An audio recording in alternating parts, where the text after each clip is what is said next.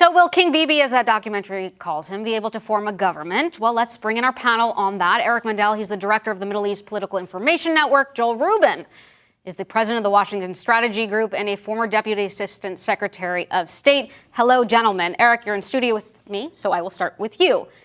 What is the issue here? Why is it so difficult for him to put together a government? Well, there's a lot of demands. This is about gamesmanship.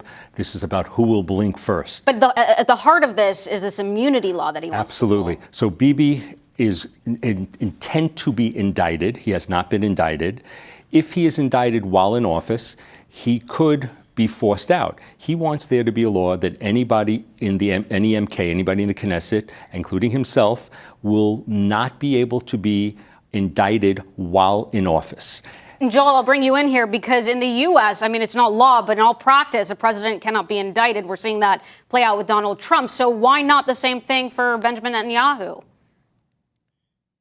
Well, first and foremost, it's a very corrupt way to govern a country, a democracy. But in this case, the Office of Legal Counsel at the Justice Department made that rule for presidents years ago. This would be Netanyahu essentially negotiating right now in real time with his potential political allies to get himself out of jail if that's where it ends. And that's deeply troubling for the Israeli public.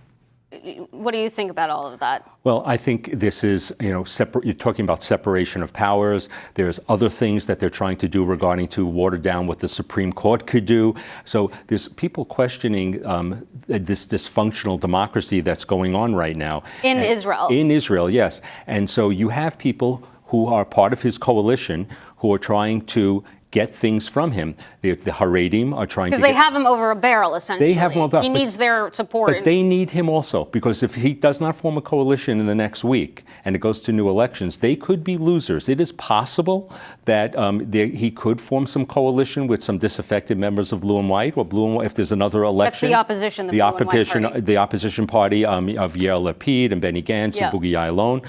And so they really need each other. So I really believe there's going to be a deal here. But they're doing things that are hurting Israel. One being extending the number of ministries. There was a law from about 6 years ago that there should not be more than 18 ministries. Now they're thinking about going to 28. This is just dysfunction. It's going to be lots of wasted shekels. So short-term political gains, long-term harm to the country. Absolutely. Joel, I want to ask you this. How does this affect all this cloud of corruption, this dysfunctional democracy, as Eric said? How does that affect the chances for peace? Well, to use an Israeli phrase, it's a balagan. It's a mess. There's not going to be any decision that Benjamin Netanyahu will take that could be politically risky and risk his losing his coalition.